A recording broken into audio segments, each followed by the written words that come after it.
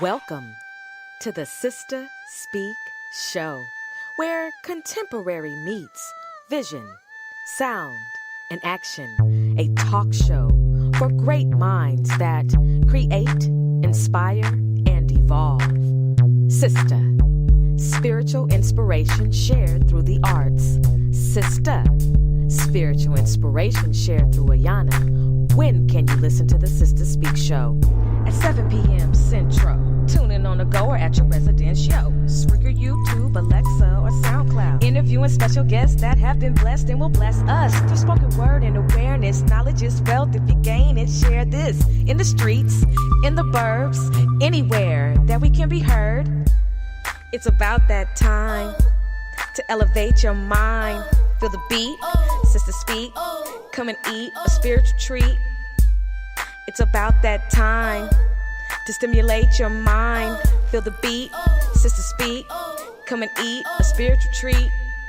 Welcome, welcome, welcome, my brothers and sisters, to the tour on the Sister Speak Show. I am your host, Ayana. Not only am I the host, I'm the creator and producer of the Sister Speak Show. Kingdom Child Recordings is executive producer of the Sister Speak Show. You know what? You are listening live, and tonight, yes, my special guest is Lil G, the Goon. That's right, calling in all the way from Illinois, live. And guess what? We are glad to have him on. He is a part of the SDYP, the movement. He is a recording artist, and shout out to Skeet, the young poet, for this collaborative interview. I'm so excited. Brothers and sisters, how you doing this evening? I'm doing well. Thank you. Thank you. So you know what? You already know that Illinois is the DJ tonight, don't you? And when we talk about the DJ, that means that we're just going to highlight just a few, not a few, just a couple of artists that hail from Illinois, such as Kanye, even though I'm not going to highlight him because I ain't getting sued. But I am talking about Twista and Common and other artists, you know, just like mine tonight, Lil G the Goon. So we're about making the known known. This is a 6-segment podcast, brothers and sisters. 6 segments. That means we have the platform, coming to the stage, the search effort, the tour, the laugh line. Okay? I mean, it's lit, as well as the culture climate. On these shows, you can catch special guest interviews, live performances, in-studio interviews, and live on-location reports. The special guests who will be on the Sister Speak Show are dynamic, and they are also impacting the communities with their passions. It's about making the known known. You are listening to a talk show that will keep your mind and soul informed, energized, and encouraged. This is a cultural renaissance platform, my brothers and sisters, that influences a climate that is conducive to who you are and who you should be. No reckless entertainment, just responsible listening nourishment. We don't go dumb. We go wisdom on the Sister Speak Show. With that being said, like I said, you are listening live to the tour, and I want to send a shout out to everybody who is listening this evening. So, brothers and sisters, before my special guest calls in, it's very important that you understand that to become a celebrity, sometimes it doesn't happen overnight. Well, what are you saying, Ayana? What do you mean sometimes becoming a celebrity doesn't happen overnight? Well, sometimes it doesn't, and sometimes it does. So I figured, why don't we see what Twista has to say about that, brothers and sisters?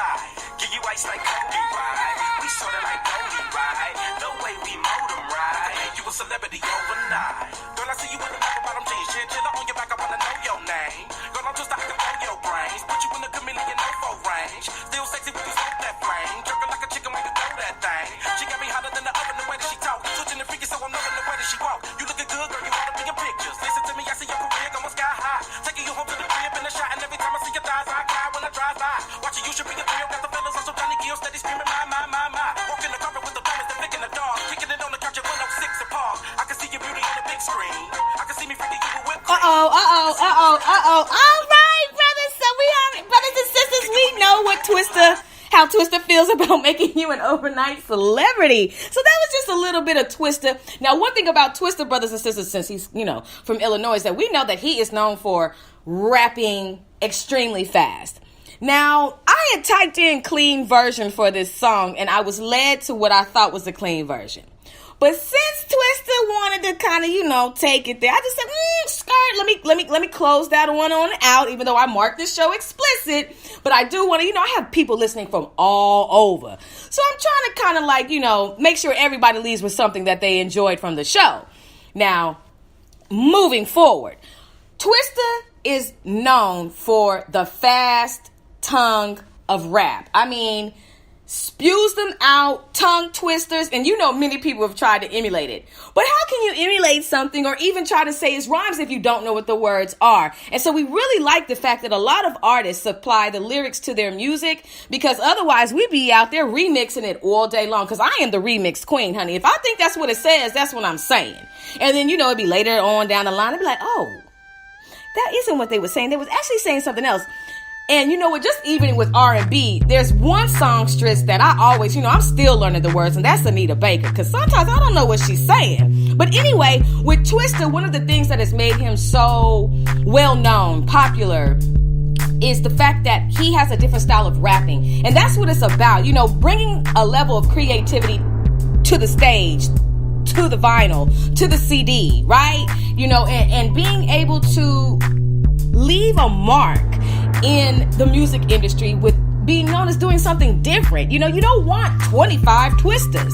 We'll take 3, but they can't all be from Illinois. You got to be spread out, because if you start doing what other people do, then you won't ever get the notoriety that you need to get, because they're going to always compare you to that rapper. No matter what you enter into, whether it's art, whether it's cooking, no matter what it is, there will always be comparisons, as we know. So that's why when you get on the stage, when you rock the mic, when you write down your lyrics, make sure that you're doing you, brothers and sisters, because otherwise, we just can't have a whole bunch of everybody's, right?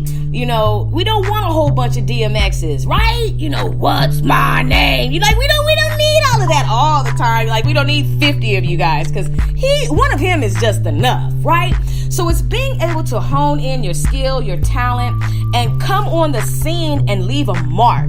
Like I always said, the music that you write today, can I play it 15 years later and it still be a hit, a classic? No matter where you go, that song is popping. You can always play it at the clubs. You can always, bump it in your car. No matter when it comes on, it's just never old. It's always popping. So when you write, brothers and sisters, are you thinking long term, or are you thinking, mumble rap is in and I'm a mumbler, so let me do that? Brothers and sisters, it's about to go up. Calling in live all the way to the Sister Speak Show is my brother, Lil G the Goon. How you doing, my brother? I'm all right. I'm blessed. How are you? I am doing well. Well, I thank you for saying yes to this interview. Hello? Yes, I'm here. I said thank you for saying yes to this interview. Oh, no problem. No problem. So, okay, you calling in all the way from Illinois, Freeport to be exact. So, first off, how is your day going? Besides my normal pain, it's okay. That's right. That's right. Well, I'm praying that you do be healed and that whatever is going on and through your body will be removed in the name of the Most High God. So we're definitely sending you prayers in advance from the Sister Speak Show to you, hoping that everything will progress and you will be healed. Thanks. You're welcome. So let's get into it. Why rap? What is it about rap that you said this is something that I want to do? Well, I was always around it. Mm-hmm. And I saw how it was made. I always knew the concept of writing poetry. But being around it, witness it being wrote, recorded, made me want to see, hey, maybe there's something I can do, and gave it a shout out, gave it a try, and liked how I sounded on the microphone, and just kept going. That's what's up. So who are your musical influences? Coming from Chicago, born and raised, I had people like Crucial Conflict, Right. Do or Die, Johnny P, my big brother from another mother, Big Hustler, did the On My Mama song back in 2002 with True Enough and Mike Dunn. That he was my most inspiration out of everybody. I was around that man daily. Right. Close down, I could still call him any insight I need. He's like a big brother to me. That is what's up. Isn't that always good to be able to have that one person that you can turn to no matter what, that's just going to be a solid force for you in your journey? Other than God, yeah. You better say that now. Come on now. Without a doubt. You know, you mentioned crucial conflict. I will never forget the time that I was, watching, I think it was BET. And Crucial Conflict came on and with that song, Hey, in the Middle of the Barn. And that was popping for a long time. Yes, it was. You know what I'm saying? So just a side note, like, are they still in the game, or is that something that just came and went, or? No, they actually stood in the game. The last time I was around Cold Heart of Crucial Conflict, him and Reed G of the group 3-Piece was together in the studio. That's what's up. Wow. Thank you for that. Brothers and sisters, I'm telling you, we always have dope special guests on the show. And Lil G the Goon is just a part of the mix. So tell everybody how you got linked up with Skeet and with SDYP, the movement. Oh, man, it was just for a while we was following each other on Instagram, and, I saw what he was doing every day. Every day I get on Instagram, and it'd be something new with him, whether a new poem or whatever, and I was thinking to myself, like, hey, maybe I need to reach out to this guy and see what he got going on, and I reached out to him, and both of us saw what each other's visions was with each other's goals and each other's movements and music, and we just took it from there. That's what's up. It's always good. I'm telling you, Instagram has made a lot of what I consider to be $1 million connections. It's a beautiful thing to be able to get on a social media platform and meet people who have the same goals, same interests, trying to push a hard line just like you are. And then to be able to link up with somebody who's not hating, that, really wants to see you be successful and and has the skills and tools to, help get you on your way. That's a beautiful connection. You know what I'm saying? Very, very beautiful. So when it comes to music, one thing I love to ask my guests who come on the show, who they would put in a cipher. But before we do that, I want to talk more about your music. So how often do you write?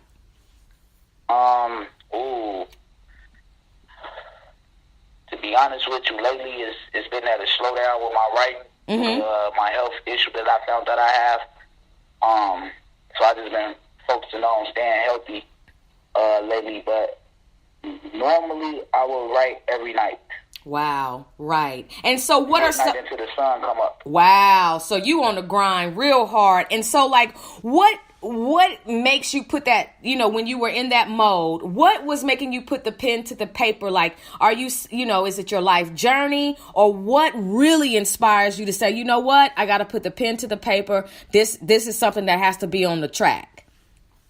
Well, it was more of the things that I did in life and the things that I've been around, the people I've been around, the predicaments I've been in through life, what made me pick up the pen and pad and step in front of a microphone.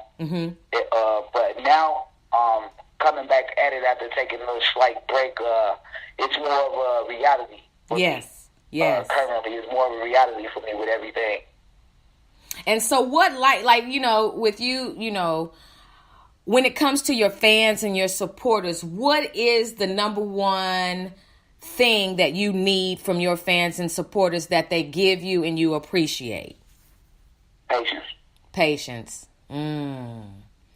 That is a virtue, honestly. It truly is. And I think patience, when you know that, no matter what ups and downs an artist may feel, that when you have a group that is going to hang with you in the highs and lows, you have something in those people. You know what I mean? And for you to say patience, that means that your supporters, your fans, they rock with you 100. True. That's what's up. So what's your favorite song to date that you have written? That I have written? Yes. It's going to be my next. I hate to spoil it and put it out there, but it's going to be my next and up-and-coming single that I have coming out next. Can't say when. Okay. Can't say okay. That, but it's called Tumo. Okay. That's what's up. And why is that the one that you just gravitate towards the most? Because of the genre of it, like it touches all aspects of life. It touches the hood, it touches the classy, it touches the dope boy, it touches the hood girl. It just touches every aspect of life that's out here right now. That's what's up. And so what is the aspect of life in Chicago? What is it that, let's just say, if you could be mayor for a day, what is it? I can't speak of the aspect of life of Chicago. I'm from there, but I moved out of Chicago to better myself, That's to get right. away from what I was used to, what I grew up around, to surround myself by different unfamiliar territory, that way I can give myself a better chance to survive and live. That's what's up. That's what's up. So what do you think about, do you feel like, that's the best move for most people living in Chicago, is to get out so they can, continue on in their journey? Because, you hear a lot of times, you hear that, Chicago has a high murder rate. There's a lot of crime. But, that's almost anywhere that you go. But then there is a whole nother historical aspect to Chicago. So what is it that, if you could just dispel one thing about Chicago, just from the time that you were living there, that, is not true, that a lot of people have heard about? The term everybody relate to is Chirac. I wish everybody would drop that term about my city, man. I love my city. Where I'm from, it's not called Chirac. It's called Chicago. Yes. The Chi for short. Chirac came about because of what's going on up there, and it need not the media and the public publicity want to paint a picture that they think and believe, but all the time they had no reality of what's going on up there. So they just gave my city a name just to give it a name, and they had no real reality as to what's really going on, why it's so wild up there right now. Wow. I really appreciate that. That was real deep, and I thank you for sharing that, because that is something that people need to hear. And I get it, because the media is some of the media that is not for us. They're quick to drop a dime, quick to drop a stereotype. And because of the platform that most of them have, it can spread like wildfire. And then there are the ignorant stereotypes. And then next thing you know, you have to really stand up and say, look, no, it's called Chicago, Chi for short. But this is not Chirac. And I appreciate you for saying that, because honestly, you're the first person I've ever heard speak up and speak out about that. I'm not to say that other people haven't, but you're the first person. It's plenty of us Chicago artists that have spoke up about that, whether we underground still or we're in the limelight. Wow. It's some in the limelight still use the term Chirac because they're the ones who invented it, but okay, to each his own. Yeah. No, I feel you on that, and I'm glad you're positive about that. So what influence do you think, Chicago or where you're at now, or just the music, the artists that come from Illinois as a whole, how much do you think that has influenced, that it has an influence on the music industry today? Can you see, the Chicago style, coming from another artist, that has never even lived in Illinois? Like, do you ever see y'all style being bit by other artists? It's quite funny. Excuse the cough. That's it's okay. Quite funny you mentioned that everywhere that I have been outside of Illinois, dealing with my music, whether I travel for music or just travel to just to get away to a new place. Anybody that ever found out I was a rapper from Chicago, they always want to hear something. And me, I carry my music around on my phone. Any phone I have my music on my phone because I like to listen to me. And I'm always able to play something for them. And they be like, wow, gotta get your autograph. It's always something that they want me to leave them with to remember, for them to remember me by. I feel honored for me to be an underground artist. I'm not in the limelight. I'm not fully out there where the 5 million people know exactly who I am. No, I'm not at that level, but I want to be here. But that makes me feel honored for somebody to meet me and for me to gain a new fan and want me to leave them with my autograph or just to take a picture with me or just to shake my hand. Just to say that, hey, I met that guy. And that's what's up. And, you know, people, I'm telling you, like, there's nothing better than, you know, knowing that although, you know, because it's not about 5 million people or whatever. And I understand, you know, definitely want to get there because there's levels of success that I want to reach as well. But, you know, levels to everything. There's levels to everything. And the process is so, you know, it's bittersweet, but it's all about that character development because a lot of people get to certain places and they just can't handle it. They can't handle the fame, the success, the money, the temptation. And so they enter into a situation before they're ready inwardly. And then, you know, they end up fumbling along the way. But I feel like for me, I like taking the stairs. I just want to be able to climb, have leg strength, endurance, so I can make it to the top. Yeah, I could get on the elevator. Yeah, it's easy, but elevators also get stuck. And I ain't trying to I'm not trying to get stuck. And I'm not also, one time, this is a true story. I was in the ATL and I was in a mall with my cousin. And the elevator got stuck. And then when the doors tried to open, all you could see was the mechanical aspect of the door. We all panicked on the inside. And so that's when you're like, should have taken the stairs. But a lot of people don't want to take the stairs because that's going to require a lot of what you just said, patience. You know what I mean? Yeah. I mean, a lot of patience. So let's get into this cipher real quick. If you could put together a 5-person cipher, underground, overground, doesn't matter. It's just your personal listening palette, what you like to listen to and what you would think be a dope collaboration in a cipher. Who would those 5 artists be, male or female, past or present? Both, male and female, past and present.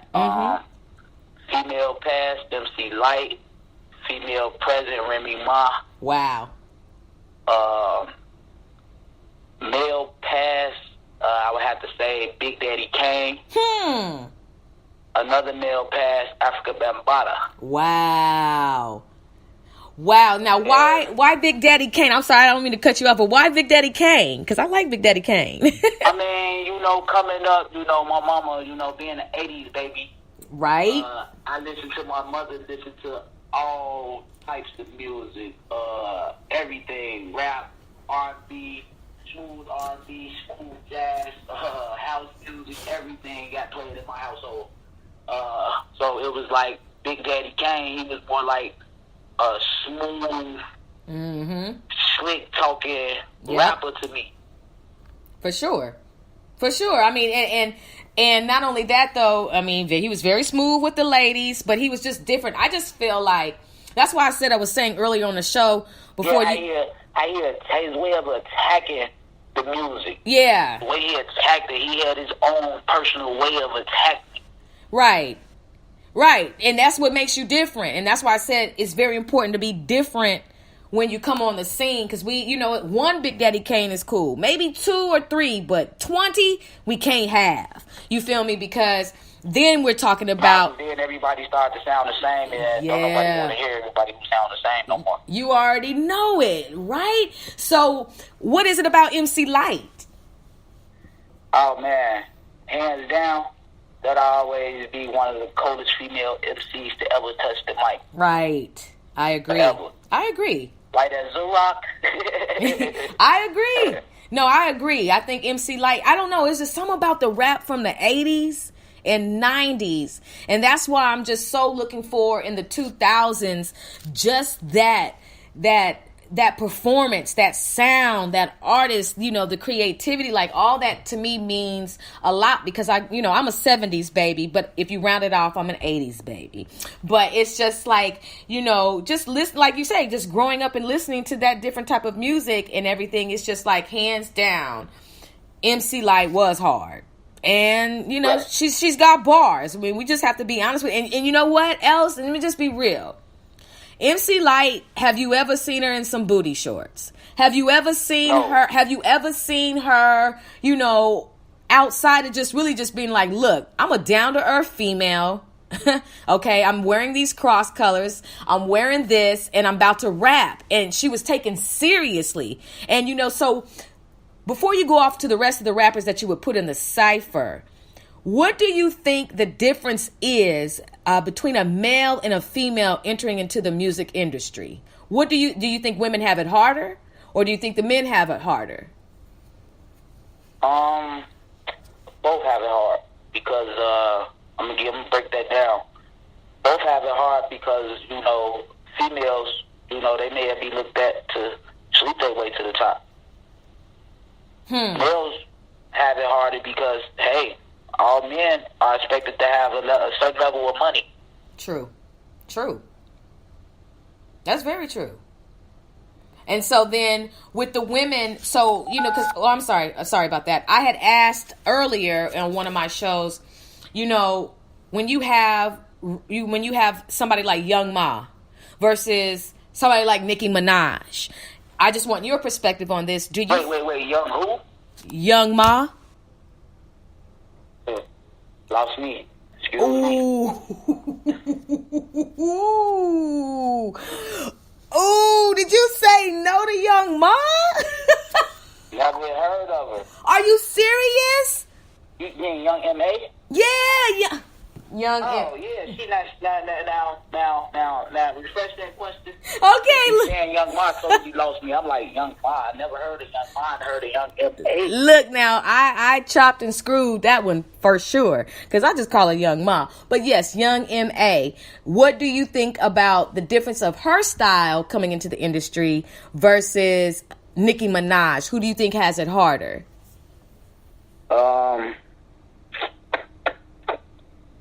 Both. Because? Both. Nicki had it hard because at first Nicki was doubted because all she had was bars. Then she just popped up with the looks. Mm-hmm. If people remember how it went with Nicki Minaj coming into the game, Nicki was not. But Minaj didn't come into the game all fabulous and beautiful as she is. Mm-hmm. And Young M.A., she just herself. So it's hard, for a person that's DNA 100 everyday self versus somebody that was discovered. Wow.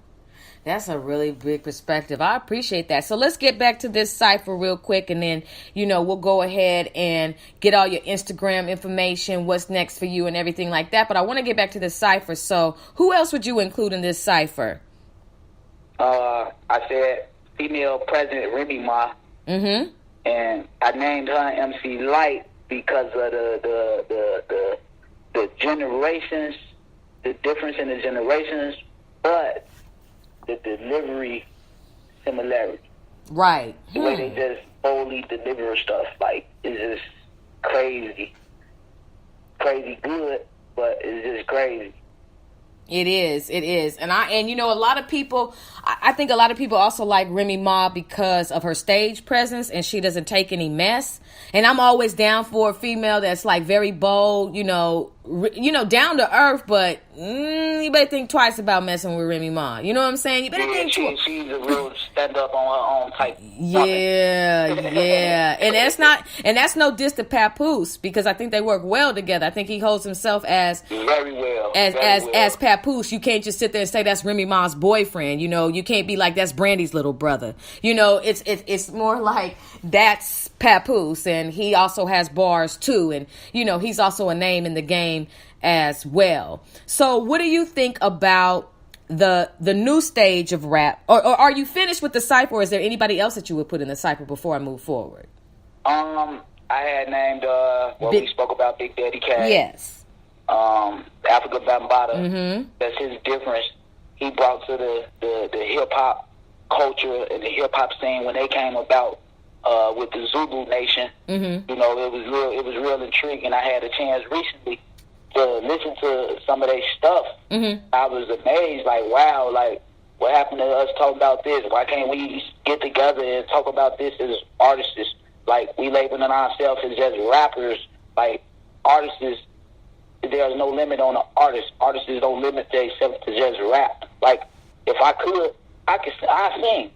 I blew a few notes, yeah, with no problem. Because I'm an artist before anything. Yeah. I was a poet before I thought to get in the studio and spend my money to have myself recorded. You know what I'm saying? Doing anything, whether it's just a mixtape track for promotional use or it's an original song for a single or album or EP use. That's what's up. No, I understand. So one thing go ahead, keep going. Last but not least, in the cypher, DMX. For sure. DMX, hands down, that man was all of my motivation coming up. Listening to hip hop. He was all I listened to. Had every last one of his CDs. And I think a lot of people had a lot of DMX CDs. And you know, one thing about DMX is not when you talk to him, I haven't spoken to him, but when I have seen interviews with him, like, DMX is not a dummy. Like, he's very intelligent. You know, you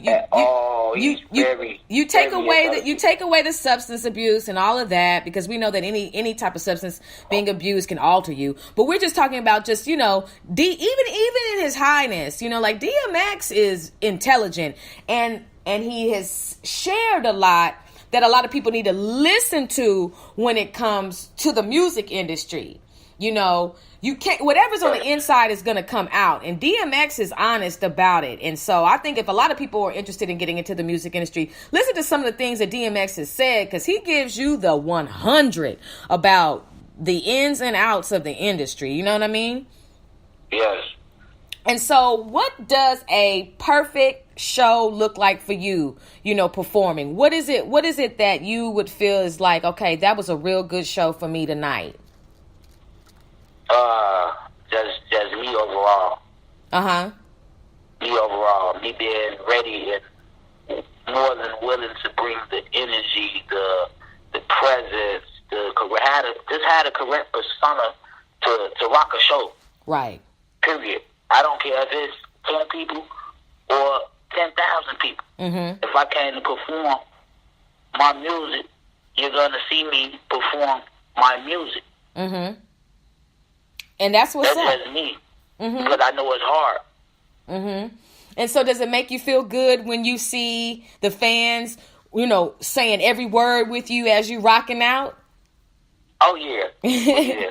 I know it has to be a great feeling. I mean, for sure. And one thing, you know, speaking about the fans, if you don't mind me asking, do you feel like it is harder once you get into the game to establish a relationship, you know, as far as having a partner with you, or do you think that it's best to kind of rock with somebody who was rocking with you before you got on and popping?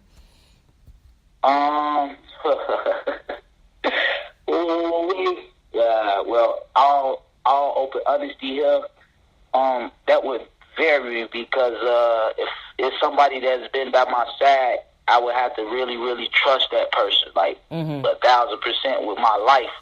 Like, trust this person. And the one person who I trusted with my life, you know, showed me a shady side of him, bringing in the new year over some money. So I can't really say it. Then I ain't been too open to new friends. I'm a barber. I'm open to new clientele, but I ain't open to new friends. Already. Oh, look, you ain't no joke.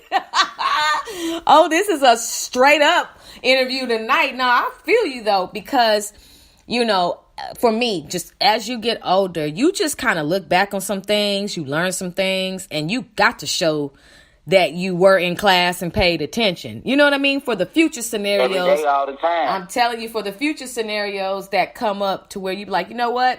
This smells like I've been here before. This looks like I've been here before. Let me actually pass this test so I can be safe. Because like you said, to have somebody really by your side that you say, look, I can trust you with my life, that's a blessing. And that's not something that you should take lightly, because, I say if you can just have one somebody in your life, whether it's a male or a female, that for sure has your back and your front and is just down for you and up for you, that is what I call a blessing. You know what I'm saying? I'm not trying to have 1 million people following me. I'm not even looking for that, right? I'm just looking for true camaraderie. I'm looking for loyalty, and I'm looking for, just being solid and true, because I like to pour into people. I like to encourage people. I like to, be there for people in the way that I'm supposed to. Okay. I know that not everybody is assigned to me. So, what I would expect in return is what I have sowed. You know what I mean? So when it comes to what I'm doing, like all eyes open, need to know what's up. And, always, I'm glad that I'm married, because I know that my husband has my back. But outside of that, it's people who have been rocking with you all your life can turn on you. It's the weirdest thing. And I think a lot of times people just hold on to that longevity because I've been knowing you for so long that this is something that's become familiar, but it's also something that's become dangerous. You know what I mean? So sometimes, by any means necessary, you have to allow God to prune and pluck and remove, because if not, I'm telling you, there could be some trouble in the camp. Yeah. For sure. So tell everybody how they can get in touch with you on Instagram.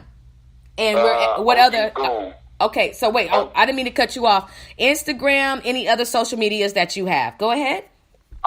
Just Instagram and Facebook. I mainly use the Instagram for the music, really. Okay. O.G.Goon.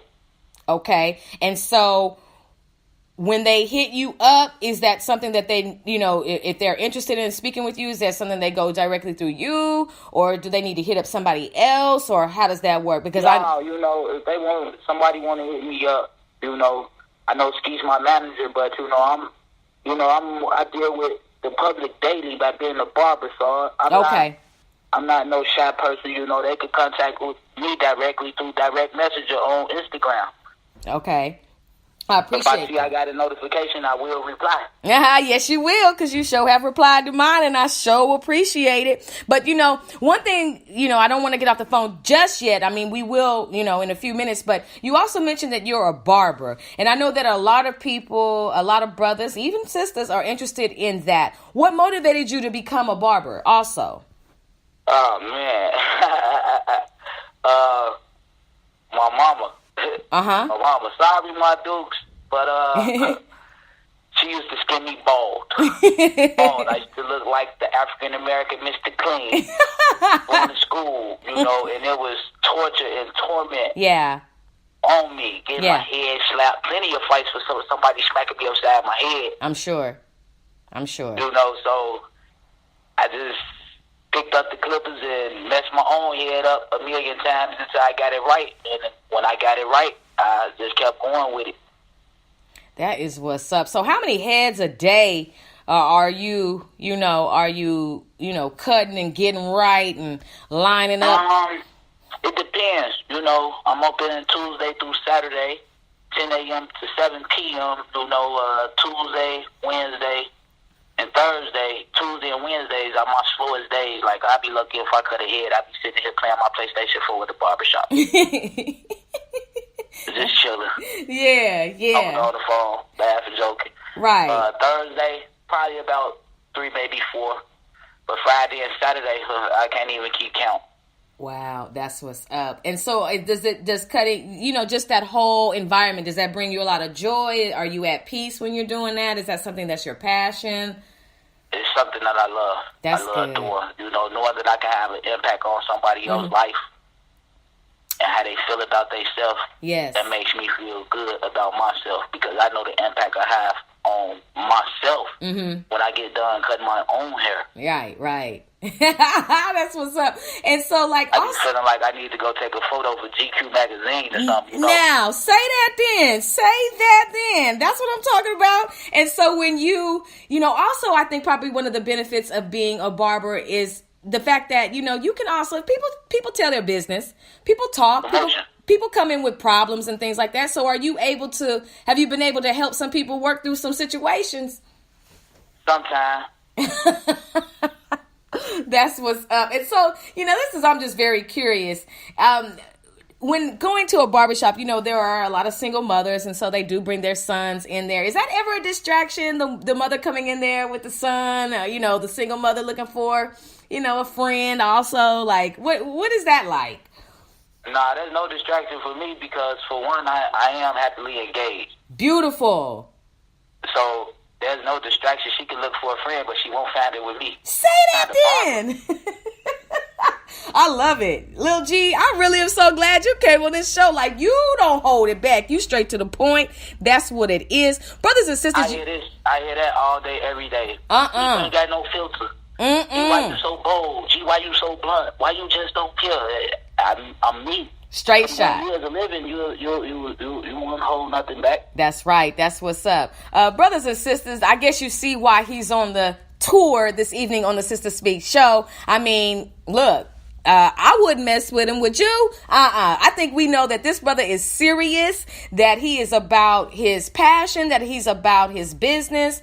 And sisters, don't even think about it, because he's engaged and he ain't trying to holler at you. Okay, so if you need a fade, that's one thing, but that's it. That's all you're gonna get. And so that's just what it is. And so, brothers and sisters, not only that, you have heard tonight a perspective from a brother, I'm not going to say a rapper, but a perspective from a brother who is also a rapper and who is also a barber, wise, you know, obviously intelligent and holding back no punches. And so I really appreciate, you know, you sharing all of what you shared on the Sister Speak show. And so one thing that I always like to do on our way out is, what can you tell the youth, the youngsters that are coming up, anything that you want to tell them? This is your, you know, one of the platforms that you're on this evening. So share the wisdom that you can with the youth that are listening, because I have a lot of listeners. I have listeners who have children that are young, you know, that are of the age where they're in the streets and they're seeing some things. So what is the wisdom that you could give them today? Two things I'm just going to focus on. Listening to parents and getting an education. Mm-hmm. And I'm going to start off with definitions, because listening to parents, it starts off in the household before anything. Mm-hmm. That's where it starts at, with any kids. And I know me coming up, my generation, I got beat up. My mama beat me down when I stepped out of line. Yes. This generation don't have that, so there's no discipline in home no more. They try to put the discipline in the penitentiaries and stuff for our black brothers and sisters. Yep. And it's not right. And I say education because if we stay in school and unify ourselves with one another, then how could we put ourselves in a situation or predicament to be incarcerated or labeled or even looked at as a terrible youth or anything like that? Right. No, I understand. I understand. We done educated ourselves, and we done clicked up with another black brother or sister that's educated on the same level. Now we done designed a goal to make it work for us right now, while it's just us, because it's just two of us around everything else, while we seek out others like us to join up with. Yeah, that's our problem as black people, period. Not just the youth. That's the truth. I know some adults that act like they kids. They act like they their kids' age. Oh boy, you're telling the truth. Household, listening to parents, or even if it's your grandmother, that's still your parent. Youth, it pays to listen. It pays to pay attention. It pays to go to school, whether you want to or not. It pays to get up out your sleep wash your face, brush your teeth, put that school uniform on or them school clothes that you got set out to wear to school, and go to school and actually learn. Actually raise your hand if you don't understand something and ask the teacher, can she help you? If you're afraid to ask in front of everybody, pull that same teacher to the side after class have dismissed and ask to let that teacher know you need help because you don't understand. Because that's the only way we make it. That's the only way. Yes. I raised my hand 1,000,000 times when I was in school. Grammar school, high school, and college. I was still raising my hand. Yes. Yes. Well said, my brother. Well said. I really appreciate you for saying that because they need to hear that. They need to hear that. And I don't know, it's really sad because I never, ever would have ever picked up the phone to call the police on my parents after they whooped me. It's just what it was, and I have received several whoopings that made me see the light instantly. Okay. So it helps. And I think, I believe the parents when they say this hurts me more than you. But look, man, if you spare it, you spoil it. And we can't afford to be sparing it because, like you said, these youth are running amok. And you hit right on it. The parents trying to be like the youth, man. Like that's a big problem. I've been back on the phone with my mom right today, and me and her crack up laughing about how she used to put her foot down to me when I was with her raising me, because I was raised by a single mother. Right. Just like it's a lot of other youths being raised out here by single mothers, and some are being raised by single fathers. Indeed. And but there's more single mothers out here raising kids, having trouble with teenagers. Like right now, I have no kids of my own, but I do got kids because my fiance has 4. Right. Those are my kids before me and her said, okay, we go be together. We go try this out. We go try to make this we go try to build something on a relationship. That's what's up. I looked at them before I even accepted her. And I told her that. And she's like, why you feel like that? Why you say that? That's kind of hurtful. It shouldn't be. You should want a man to tell you that they accept your kids before they accept you. I say, because kids is not actually be brought into this world. Right. I say, but now that they here, you can't turn your back on them. You can't turn away from them. You can't neglect them. Right. No, I appreciate that perspective. I really do. And look, we're living in a day where people come with children. That's just what it is.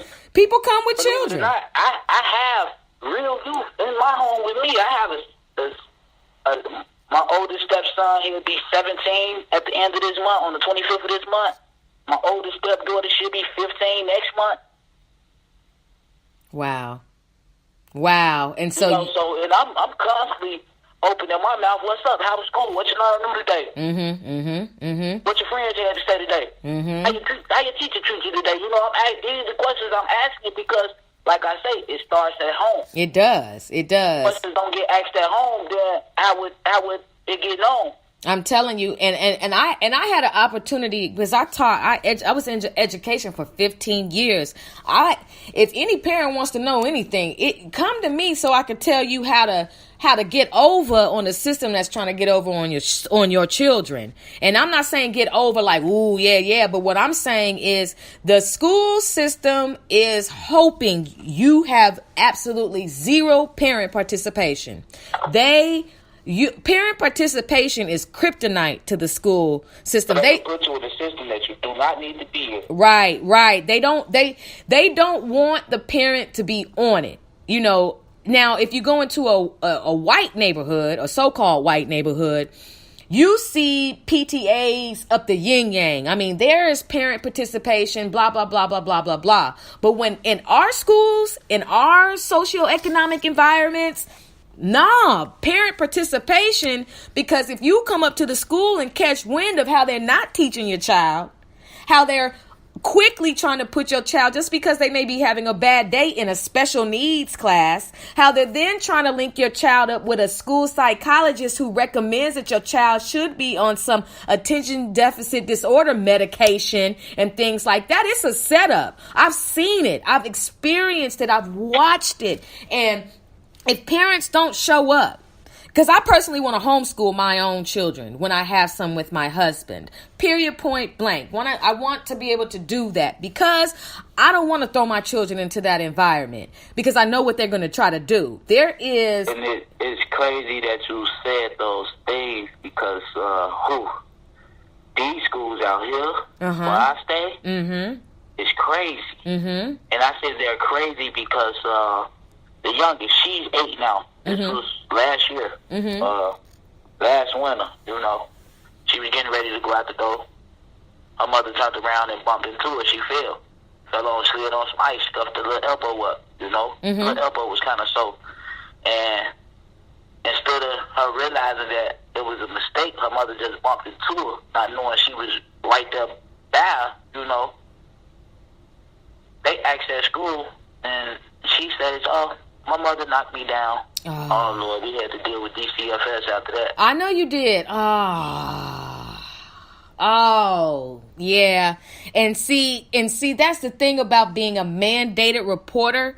You're required to use discernment before you get the officials involved because sometimes things can be misconstrued and sometimes they can't even be true at all. And I know me being a mandated reporter during that time, it was like there's some things where, they always say, make sure you know what you're doing when you get ready to report, because once you do it, you're opening up a whole new bag of worms, and it's real. And so, and that's what they do. And like I said, just in the school systems in general, like I said, I just encourage more parents to be in their faces, in the school officials' faces, because when I was working at a junior high school and I was coming in there doing a self-esteem class, it was called self-love, trying to, work with the 7th graders, the 8th graders, and the 6th grade girls. And one of the girls came up to me and she said, I need to talk to you, because I told them, you can talk to me about anything. And they said that because they had what was called campus supervisors, which are like the people who walk around trying to, make sure the campus is together. They have the walkie-talkies, break up fights and stuff like that. They said, well, there's a particular campus supervisor that keeps patting us down every day. And I said, well, what do you mean patting you down every day? Well, he's always touching us close to our, our pants pockets and, close to our chest and feeling on us and like things like that. And we don't feel comfortable. And so one of the girls showed me how this campus supervisor was touching her, and he was touching her close to her area that was not for him to touch. And, just the way he was doing, I was like, okay. And so a few girls were telling me this. So I reported it. I reported it to the principal, and she reported it to supposedly HR, but instead of firing the pervert, they moved him to a high school. Wow. Okay? And I was just like, what in the world is going on here? I was livid. I had chills that were running down my body because I was like, so you guys moved him to where he could do it to grown girls who have really gone through puberty? I mean, are you serious? Like, why would you move him to a high school? His issue is with being a pervert. It doesn't matter if it's a junior high school or a high school or even an elementary. This man has an issue and he's dangerous. You know what I'm saying? But the school district doesn't want you to know the ins and outs. That's why I say, if you are able to be, not you, but just you in general, be as involved as you can. Don't let these people put your children in special needs classes. They don't need to be in there. Don't you let these people put your children on these drugs. They don't need to be on it. I'm telling you, they don't have your children's best interest at heart at all. I'm already knowing. And then on top of that, I took home a test, one of the teaching tests, because I was like, okay, if I have to teach them this and they have to pass this quote unquote STAR test, and the school will fail if all the students don't pass, let me take this test home and see if I can pass it myself. Now, I'm being very honest with you about an 8th grade test. I'm not a dummy. I'm intelligent. I graduated from college, but when I took that test home, I was like, uh-oh.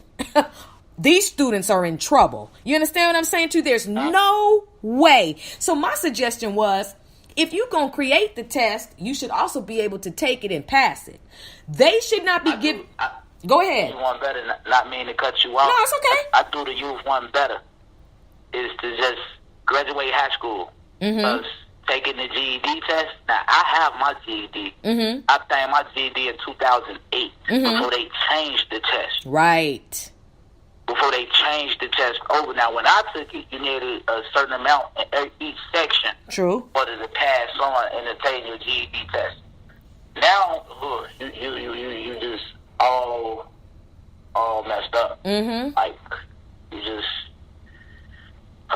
It's hard. And I don't want people to think that your existence is based on a test. Now, hear what I'm saying on that. In life, we all go through tests.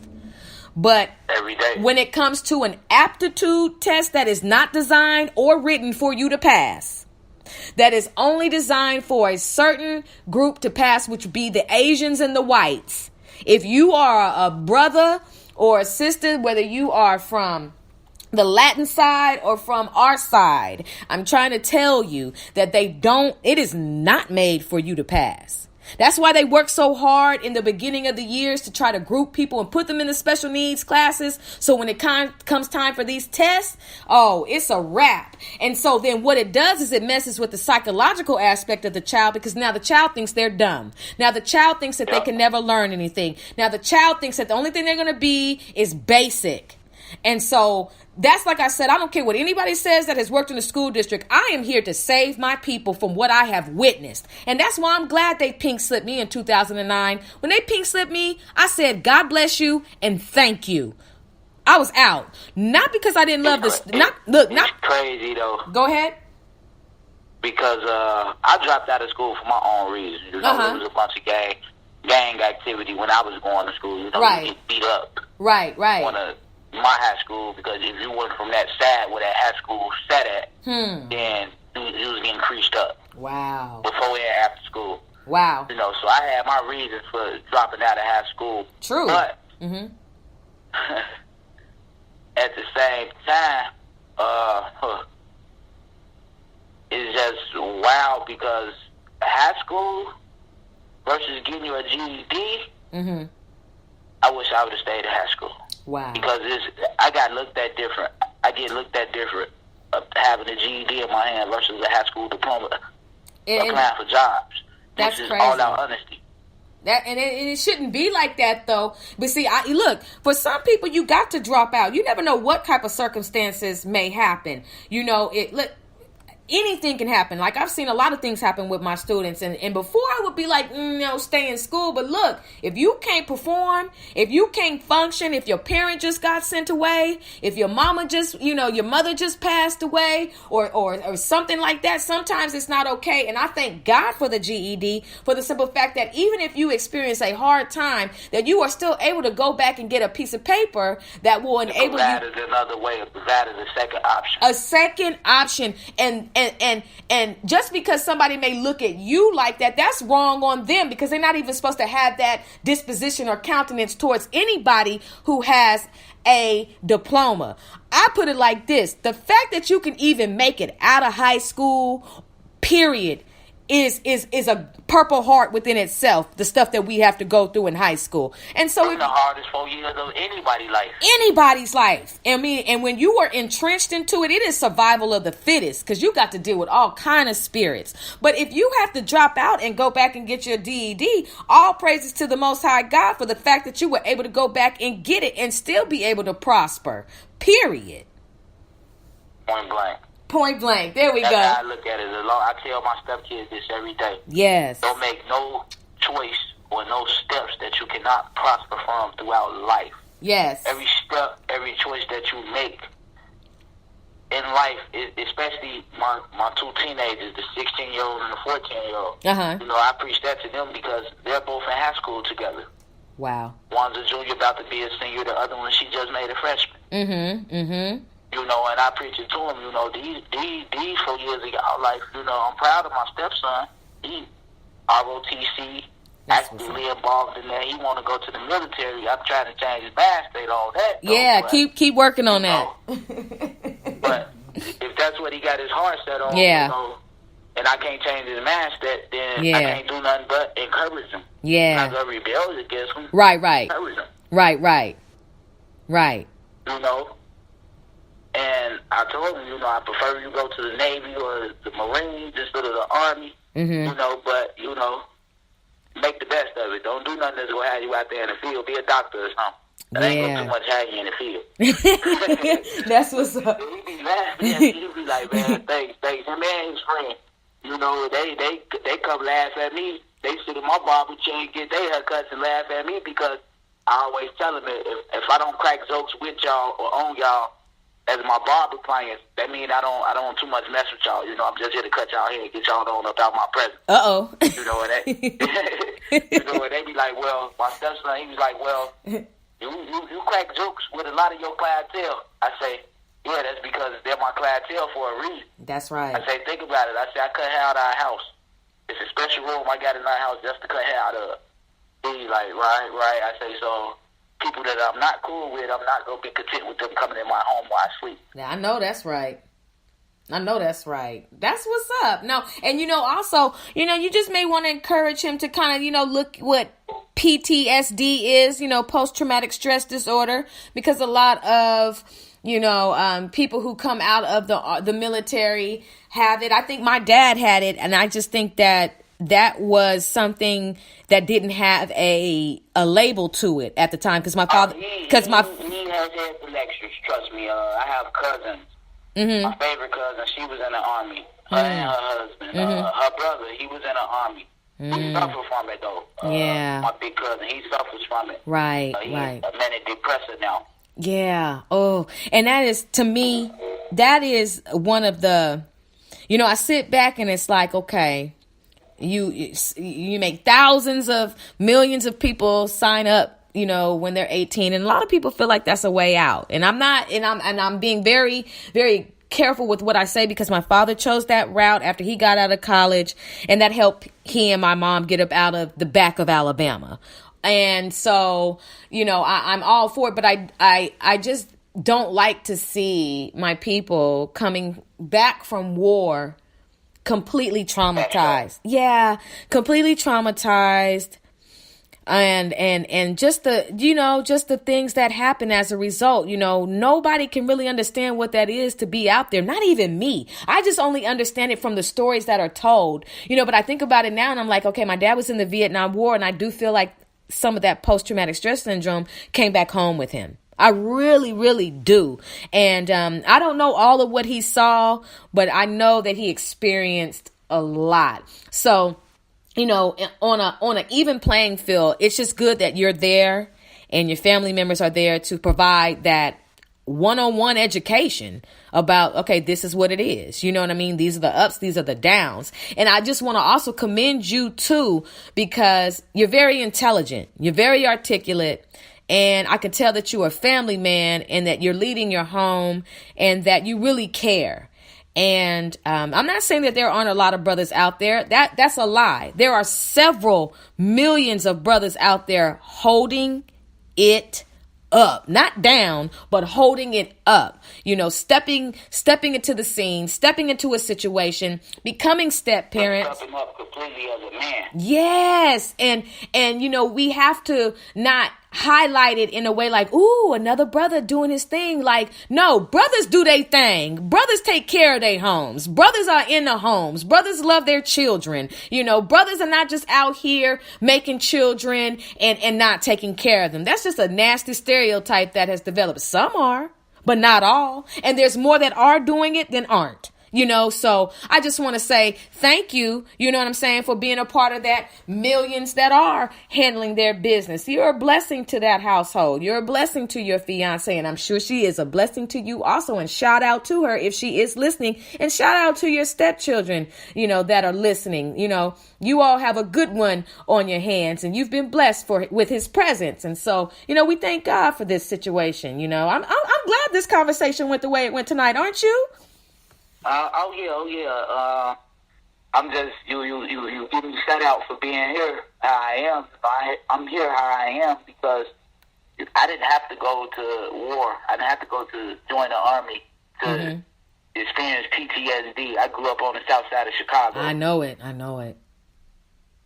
I understand. No, and you know what? And post-traumatic stress disorder does not just come from that. It comes from several stressful situations that we have encountered. That's why I just said I didn't have to go away to the army to experience that. I grew up on the south side of Chicago. I know. I heard you. I heard you the first time and knew exactly what you're saying. Because it was all survival. Yeah. I wouldn't be 31 years old. I just turned 31 last month. All praises. I wouldn't be here right today if I didn't know how to survive. If I didn't listen to the tactics that was being told to me by the elders in order to survive, because I didn't have a father. My father was taken away from me when I was little, so it was easier for me to grow up in content, not having a father, knowing that he was taken from me. He didn't walk away from me. Yes.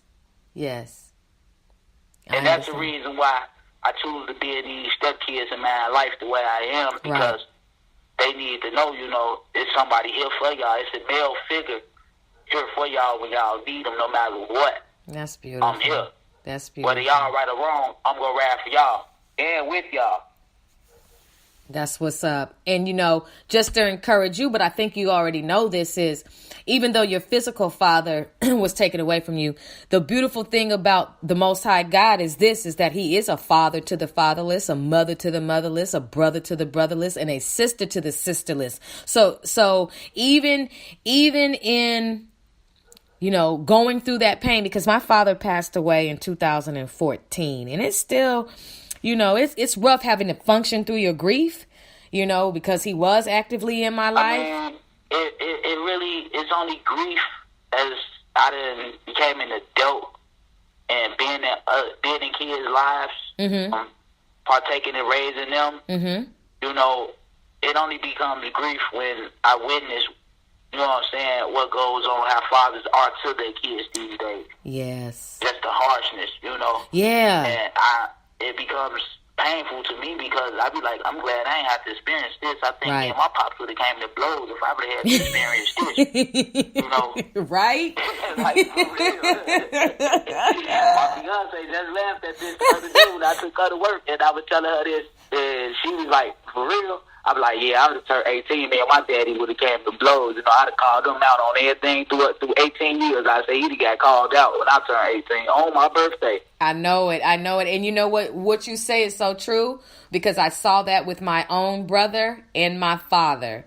I saw them get ready to come to blows. My brother had it because my father was a very, very strict man. And my brother was also in and out of trouble, and they just could not get along. And I just will never forget the night that it almost went down, and I was traumatized. I went to school the next day crying, and then after that my mom said, nah, I'm gonna get my son out of here, and she sent him on to Alabama. And I will never forget that night because the communication was off, and I think that harshness that some fathers put upon their sons, is just generational. It's something that they were taught, because I later on went back and asked about my grandfather, which is my dad's dad, because I wanted to know what that relationship was like and how he treated my father. And I do see that what my grandfather did to my daddy, he then turned around and did to his son. And that right there, there are some things that we don't need to carry on from generation to generation. You know what I mean? Yeah. So it's just a very serious perspective, when it comes to, raising children and making errors. Parents aren't perfect. We aren't perfect people. We are sinners and we do fall short, but there comes a point in time where you do want to try to start, getting it right. You want to have highlights as well as lowlights, if you know what I'm saying. And so parenting is something that you're learning daily, right? I mean, there's if people don't have low lights with their highlights, come on, they can never say they experience life. Man. Because you got to win some, you go lose some while you're trying to gain some. For sure. No, for sure. Oh my gosh. You go win some, and you'll miss the losing some. Yep. But your win gonna be greater than your loss. So you're gonna look back like, what am I tripping on that loss for? My win was just 20 times greater than this loss. Already. That's what I'm saying. Already. So, is there anybody that you want to give a shout out to? Give a shout out to a few people. Give a shout out to my mom, my little sister.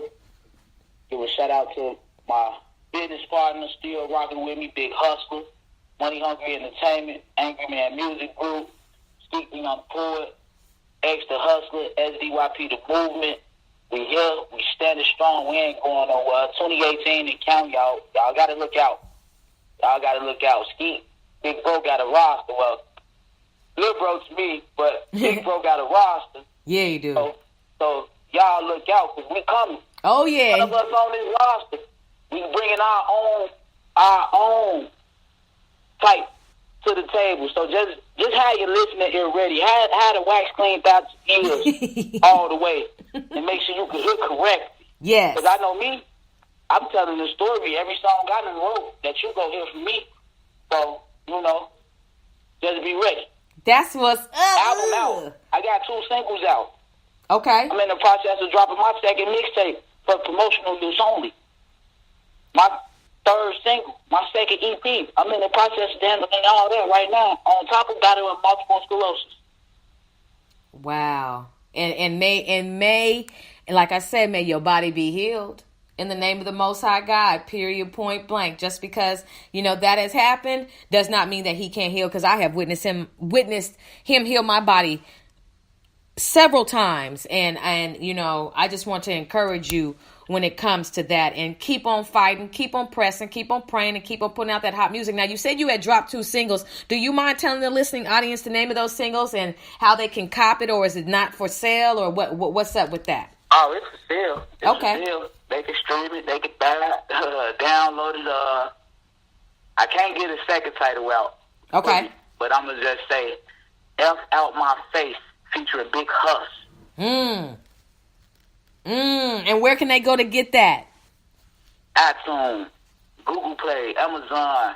You can stream it on Spotify, Tidal. Brothers and sisters, now he just told you where to go. Now I'm just saying, you got to recognize when you got a real G on your show, and I definitely got a real G on my show. I'm so excited to have been able to converse with you, to have you on. Second single, all night, same places, iTunes, Google Play, Amazon, everywhere, Tidal, it's everywhere. Album, From the Struggle I Rise, can be found those same places. Where they can get the music from, sharing your wisdom. I think you were a true blessing to the tour this evening, and I appreciate the deep conversation, because that's what it's about. It's definitely about the music, but it's also about who are you, and I like to be able to have a great vibe with my special guest. So you gave your shout outs, you gave your Instagram information, and you also gave out your album information and your singles, and you told everybody where they can get it. Is there any last thing that you want to say before we go ahead and get off this phone? But before you say that, don't forget, if you don't already know, that I will be sending you a copy of this interview. Oh, yeah, I'm aware. Okay. Good. Well, and last but not least, I would like to give a shout out to my beautiful fiance, Latrice. That woman has 5 years we've been together. That woman has been by my side through every ache, every pain, every devastating, life-changing situation I have faced.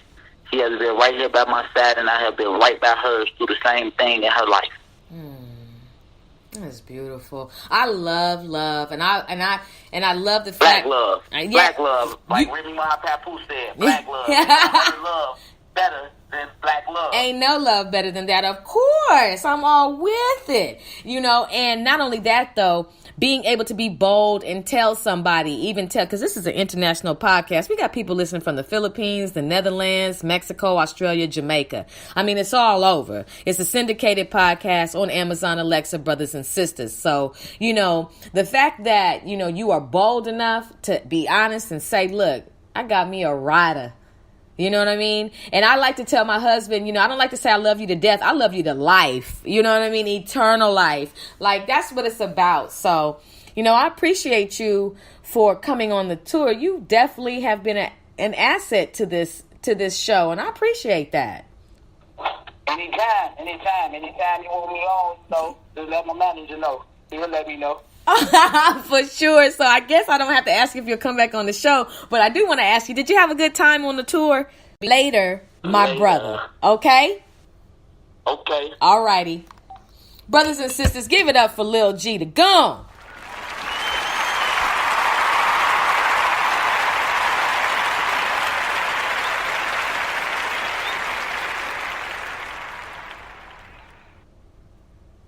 Welcome back. You are listening to The Tour. We just had a very, very wonderful live interview with Lil G, the Goon. Don't play with him because he don't play at all. I mean, like, But the wisdom, the love, the seriousness, the passion, like, we got that all. And that's what I love about these interviews, because you're able to extract elements from all of the special guests. Nobody else interviews like me.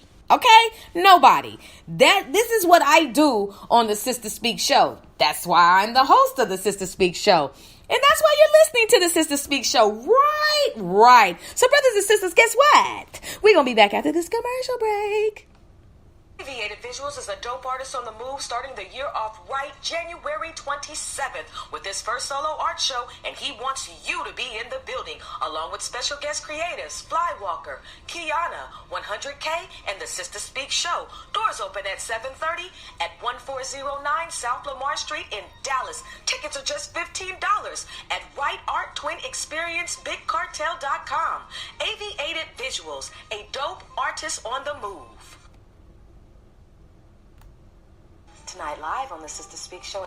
Brothers and sisters, welcome back to the Sister Speak show. I appreciate you listening to the tour. I want you to check out, if you're in the local DFW area, Aviated Visuals, my brother and sister. This brother is a dope brother on the move, doing his artwork.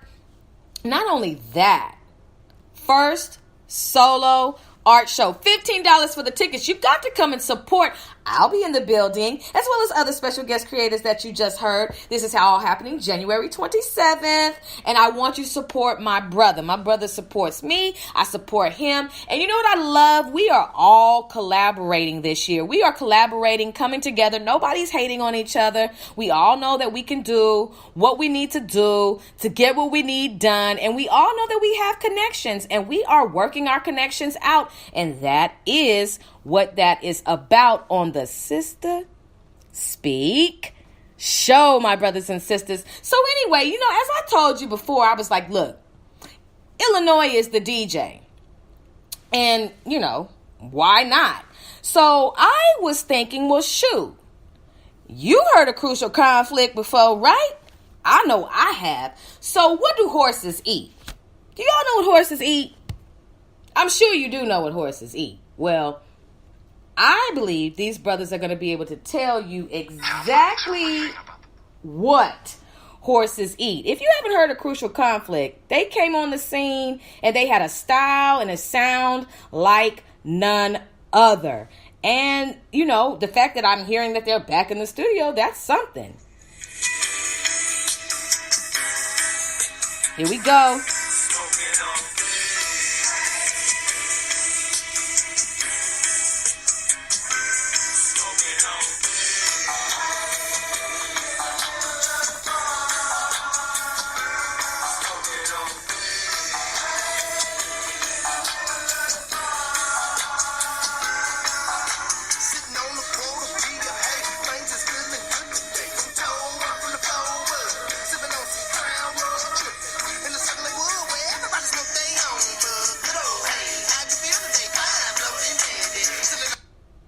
So, brothers and sisters, I think you might remember that song. I'm quite sure you do. But then there's also another brother who comes out of Illinois by the name of Common. Do you guys remember Common? Common is always barefoot, isn't he? With a linen outfit on, with a cinnamon stick in his mouth.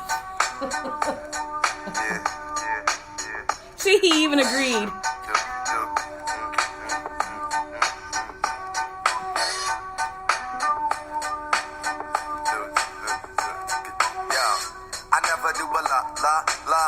Like this, gotta be something for me to write this. Queen, I ain't seen you in a minute. Wrote this letter and finally decide to send it. Signed, sealed, delivered for us to grow together. Love has no limit, let's spin a slow forever. I know your heart is weathered by what does did to you. I ain't gon' start them cause I probably did it too. Because of you feelings I handle with care. Some niggas recognize your life, they can handle the glare. You know I ain't the type to walk around with matching shirts. A relationship is effort, I will match your work. I wanna be the one to make you happiest and hurt you the most. They say the end is near, it's important that we close to the most high. Regardless of what happened, on him let's rely. And that's me in the background. Just kidding.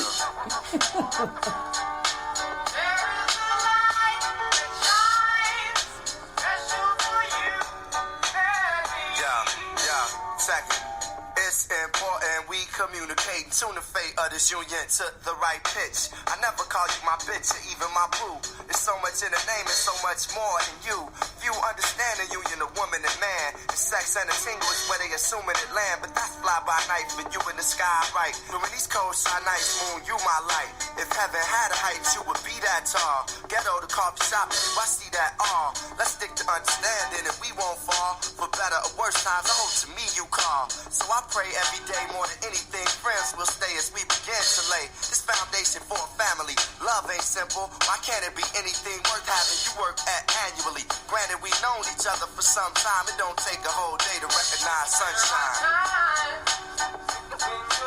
He had game, right? Who, me? Sunshine? Thank you.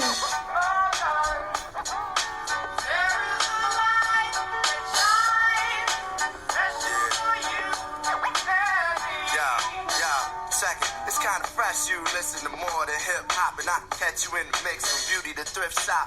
Plus you ship hop when it's time to. Thinking you fresh, suggesting beats I should rhyme to. At times when I'm lost, I try to find you.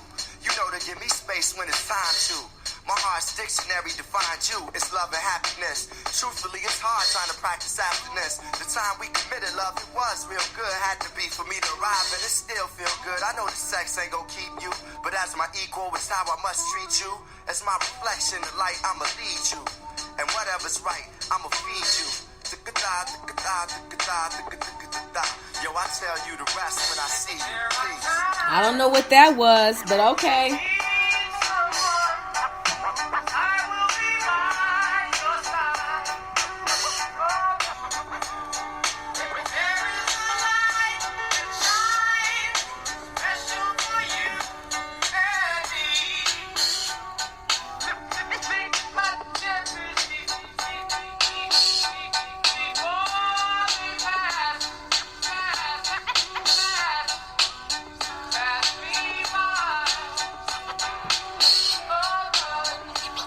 Thank you, Common. Brothers and sisters, that was Common the Light. And if you want to know more about Common, you can always peruse on any type of website that deals with the music industry, or you can also go on YouTube and you can listen to his songs, as well as Kanye West. But I told you I ain't playing none of Kanye's music because you ain't coming after me, bruh.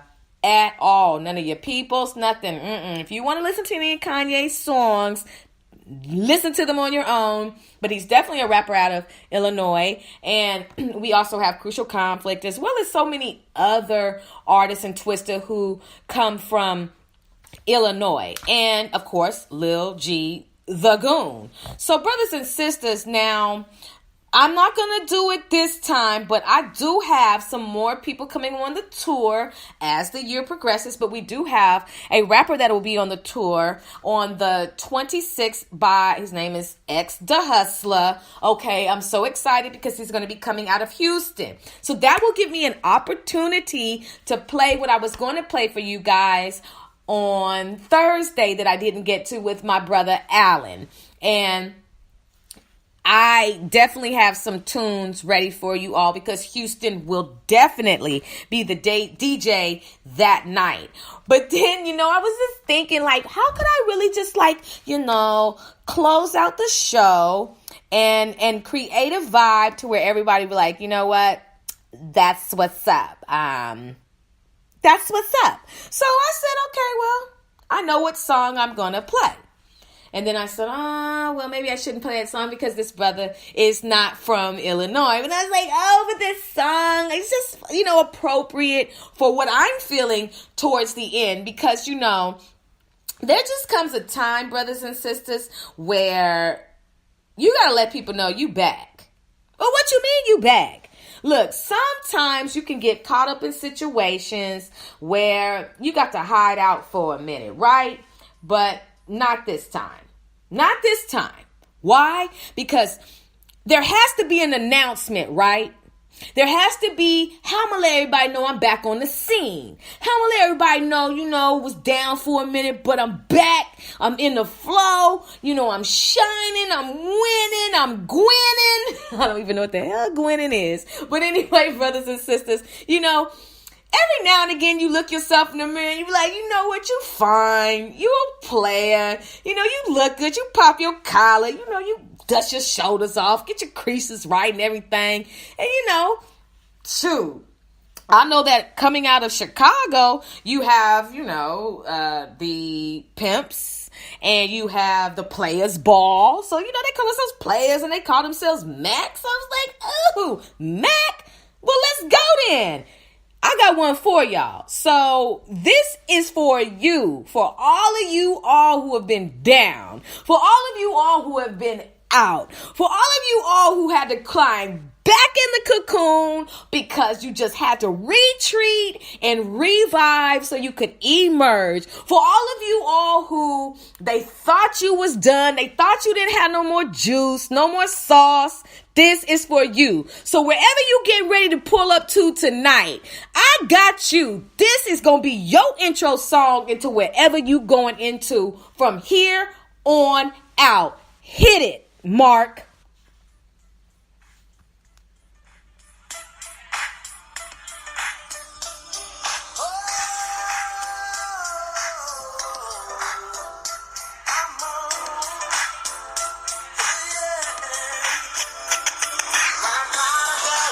Come on. But I guess you didn't know. As I said, the story told. Baby, now I got the flow. Cause I know it from the start. Baby, when you broke my heart, that I had to come again. I will show you that I win. Your love and mine. All those times I said that I love you. Your love and mine. Yes, I tried. Yes, I tried. Your love and mine. Even though you knew I'd die for you. Your love and mine. Yes, I cried. Yes, I cried. Return of the man. Return of the man. Come on. Return of the man. Oh my God. Here I am. Return of the man. Once again. Return of the man. Up off the world. Return of the man. Watch my flow. Here I go. So I'm back up in the days. Running things to take my spine. Letting all the people know that I'm back to rock the show. Cause what you did, you know was wrong. And all the nasty things you done. So baby, listen carefully while I sing my comeback song. Your love and mine. She said she'd never turn on me. Your love and mine. But you did. But you did.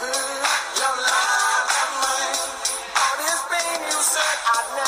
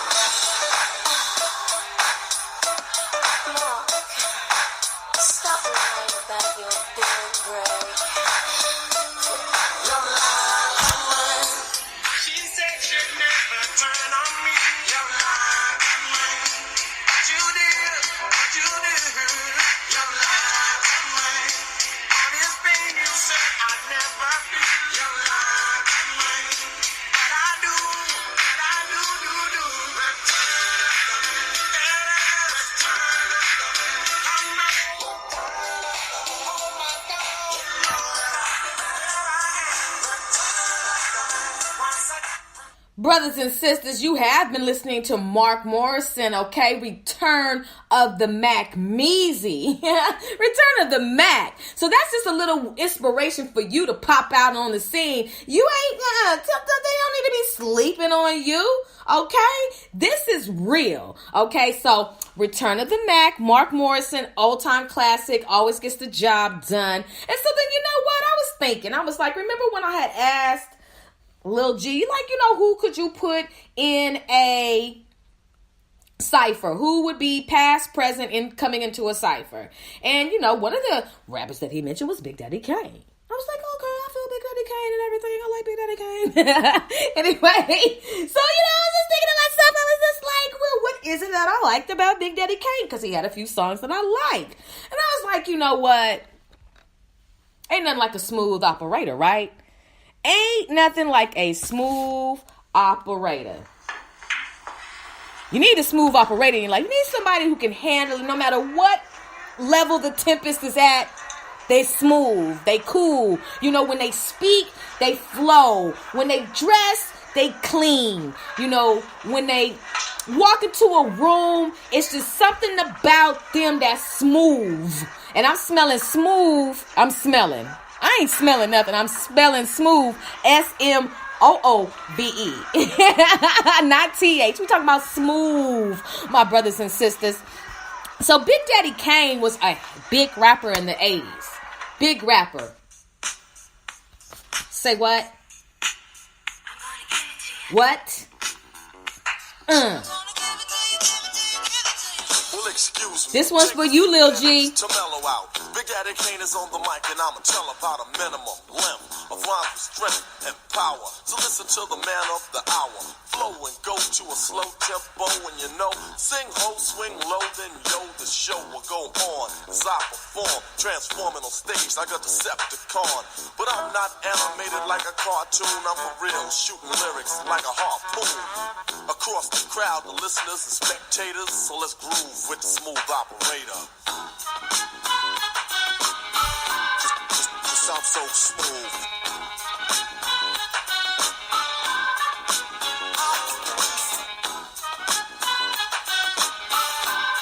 Just sound so smooth.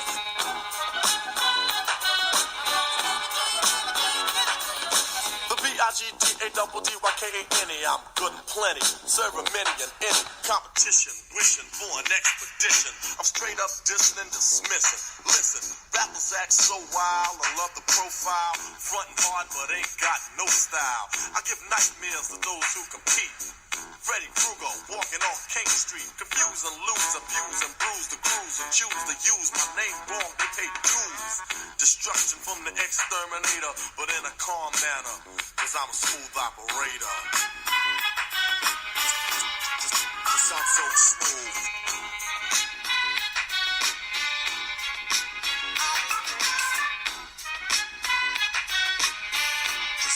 Just sound so smooth.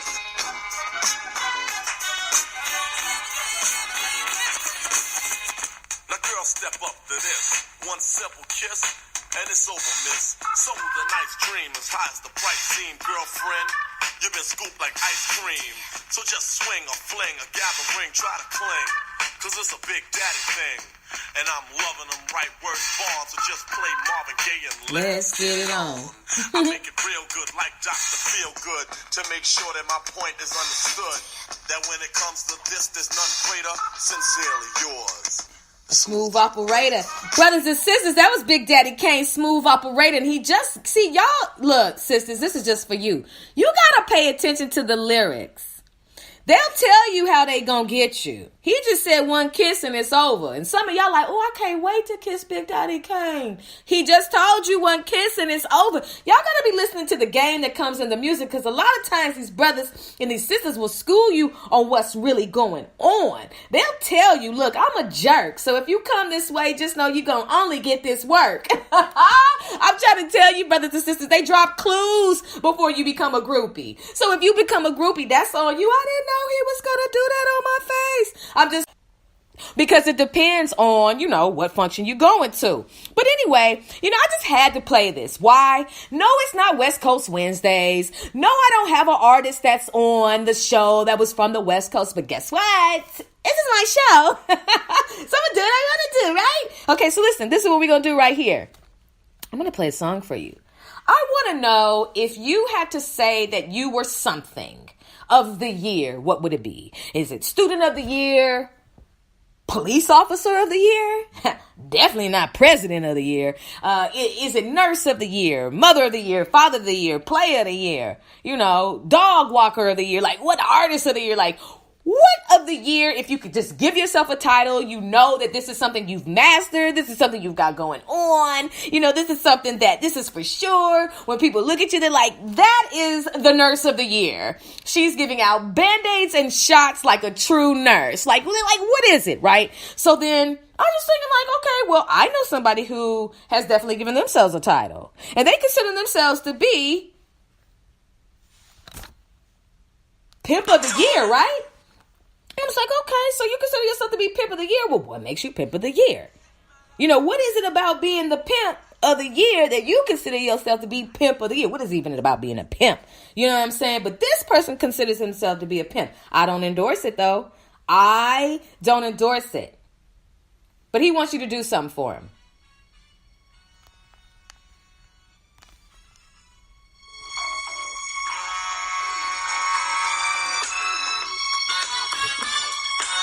Oh, yes.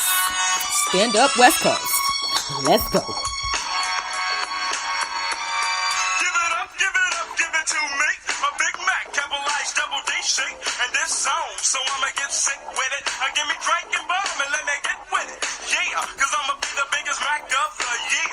Going around making hits like this here. Cause a brother is strong and way too long when it comes to my ding dong. Uh-oh. But I get a check when they sign on it dotted line. So now I know I gotta get mine. Hey. It's really Hey. to make sick to be a real true PIMP.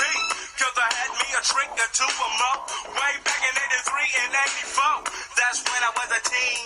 I'm not soft from Morgan Hard making a good. All right. See, I ain't even gonna play the whole song for you. I just had to get that out and let you all hear. Like, this is the stuff that I used to grow up on and listen to that would get the party crunk. And you know what else? I'm just not just playing anybody. Drew Down is Boosie Collins' son. Y'all know who Boosie Collins is?